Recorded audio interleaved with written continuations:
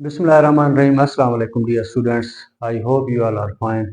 Maths with sir Samad lecture series में मैं आपको खुशामदीद कहता हूँ। आज हम डिस्कस करने वाले हैं 9th क्लास मैथमेटिक्स का exercise 1.1 question number 2। Question number 2 करने से पहले आपको मैं थोड़ा सा इसका बैकग्राउंड बता दूँ कि कब दो मैट्रिक्स आपस में इक्वल होंगे। जिस तरह हम कहते हैं ना, 2 equals to 2, 3 equals to 3, 4 equals to 4।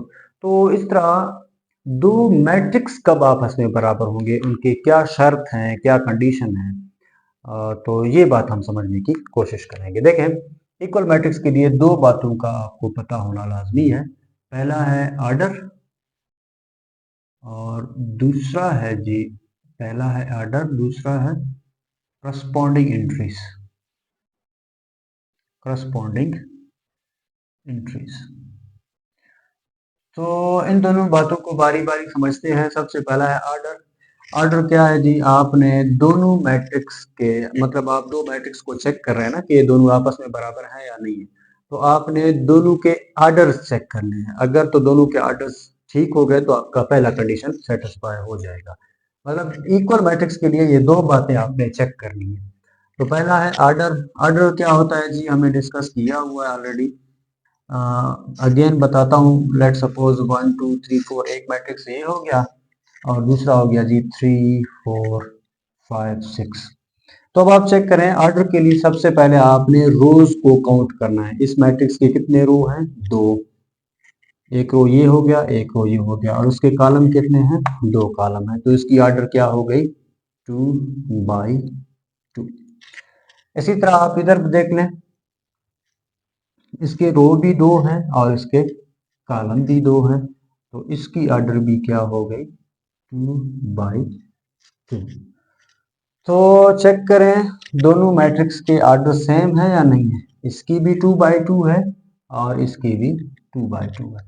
तो मतलब इक्वल मैट्रिक्स के लिए आपने ये चेक करना पड़ता है कि क्या दोनों मैट्रिक्स के आर्डर सेम है या नहीं है। पहली बात तो ये हो गई, आर्डर का सेम होना लाजमी है। दूसरी है करस्पॉन्डिंग एंट्रीज। करस्पॉन्डिंग एंट्रीज का क्या मतलब है? देखें, करस्पॉन्डिंग का मतलब है मुताबिकत। इधर मैट्रिक्स का पहला एलिमेंट है, इधर इसको पहली एलिमेंट के साथ कंपेयर करो। दूसरे एलिमेंट को, पहले मैट्रिक्स के दूसरे एलिमेंट को इधर दूसरे के साथ कंपेयर करो। इसी तरह इसको इसके साथ कंपेयर करो, इसको इसके साथ कंपेयर करो। तो ये भी आपने हर हर को कंपेयर करके चेक करना है कि क्या ये करस्पॉन्डिंग इंट्रीज भी बराबर है या नहीं है। अगर तमाम करस्पॉन्डिंग इंट्रीज, ये मुताबिकत वाले इंट्रीज अगर बराबर हैं, तब हम कहेंगे कि ये दोनों मैट्रिक्स आपस में बराबर हैं। तो ये दोनों कंडीशन आपने चेक करना है। जिस तरह इन मैट्रिसेस में हम चेक करें तो आर्डर तो दोनों के सेम आ गए, पहला कंडीशन सेटिस्फाई हो गया, लेकिन जो दूसरा कंडीशन है वो यहाँ पे सेटिस्फाई नहीं हुआ। इसीलिए ये दोनों मैट्रिक्स आपस में बराबर नहीं है। वजह क्या है? वजह ये है कि इनके करस्पॉन्डिंग इंट्रीज सेम नहीं है। वैसे दो इक्वल मैट्रिक्स दूर से दिखाई देता है कि वो आपस में बराबर है या नहीं। आप चेक करें इंट्रीज सेम है या नहीं है मुताबिकत वाले, और उनकी ऑर्डर सेम है या नहीं है, तो फिर आप बता सकते हैं कि वो दोनों मैट्रिक्स आपस में बराबर है या नहीं। आई होप सो कि आप लोगों को इक्वल मैट्रिक्स समझ में आ गई कि किस तरह दो मैट्रिक्स आपस में बराबर हो सकते हैं। तो अब चलते हैं, कुछ एक्सरसाइज के क्वेश्चन हैं उनकी तरफ मूव करेंगे। यहाँ पे कहा गया है कि which of the following matrices are equal. इधर बहुत सारे मैट्रिक्स दिए गए हैं, आपने बताना है कि कौन से मैट्रिक्स आपस में बराबर हैं। तो आप चेक करें, ये आपका पहला मैट्रिक्स है ए, इसकी एलिमेंट सिर्फ कितनी है? 3 है। तो अब आप चेक करें बाकियों में से कोई ऐसा मैट्रिक्स है जो इस जैसा हो। इधर चेक करें 3 5, ये तो नहीं हो सकता। 5 - 2 ये हो सकता है ना मेरे ख्याल से। देखें, c इज इक्वल टू 5 - 2 कितना होता है? 3 होता है ना। तो अब आप चेक करें, ये भी 3 है और ये भी 3 है, तो इसकी ऑर्डर भी 1/1 है, इसकी ऑर्डर भी 1/1 है। मतलब ये दोनों आपस में सेम हो सकते हैं। तो a इज इक्वल टू सी, मतलब a भी हो गया और c भी हो गया। b चेक करते हैं जी, 3 और 5, ये तो 5 3 है आर्डर दोनों के सेम है लेकिन करस्पॉन्डिंग एंट्रीज बराबर नहीं है। इसका पहला एलिमेंट 3 है, इसका पहला एलिमेंट 5 है, इसका दूसरा 5 है तो इसका दूसरा 3 है, तो ये नहीं हो सकता। ये भी नहीं हो सकता क्योंकि इन दोनों की आर्डर सेम नहीं है।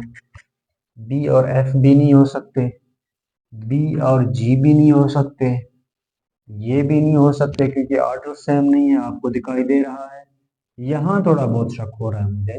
देखिए ये 3 है और ये 3+2 है, तो 3 और 3+2, ये आ गया 3 और 3+2 कितना होता है 5 होता है। तो अब आप चेक करें इसकी शेप एक जैसी होगी नहीं होगी, तो बी किसके बराबर आ गया जनाब, 8 के बराबर आ गया।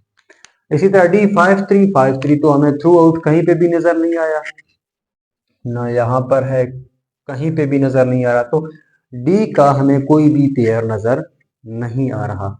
इसी तरह ई चेक करते हैं। अब आप देखें ई एक ऐसा मैट्रिक्स है जिसके 2 रोज और 2 कॉलम है, तो इस तरह ये तो हो नहीं सकता, ये तो हो नहीं सकता। अब ये एक मैट्रिक्स है और ये एक मैट्रिक्स है, देखें ये भी 2x2 है, ये भी 2x2 है और ये भी 2x2 है, तो इनकी आर्डर तो सेम है। अब आप चेक करें कि इनके करस्पॉन्डिंग एंट्री सेम है या नहीं है, तो चेक करें 4 4 2+2 4, पहला एंट्री सेम हो गया। 0 0 2 - 2 0, दूसरा भी सेम हो गया।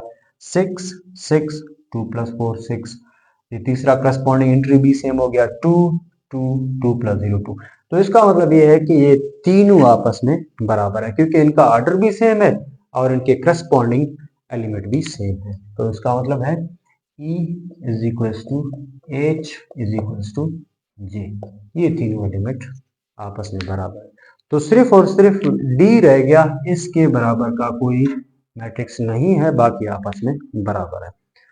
आई होप आप लोगों को समझ में आ गई होगी इक्वल मैट्रिक्स की कहानी, और मिलते हैं नेक्स्ट वीडियो में। आज का वीडियो यहाँ पे वाइंड अप कर रहे हैं। अगर वीडियो अच्छी लगे तो लाइक करें, शेयर करें और सब्सक्राइब करें। थैंक यू एंड अल्लाह हाफिज़।